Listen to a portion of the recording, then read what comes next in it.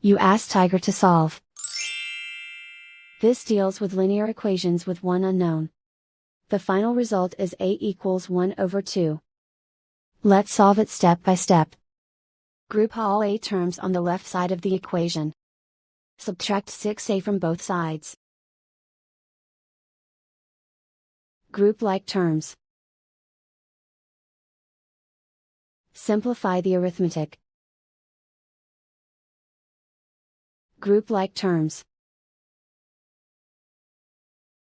Simplify the arithmetic. Group all constants on the right side of the equation. Subtract 3 from both sides.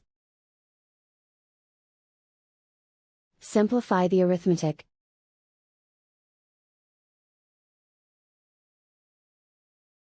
Isolate the a.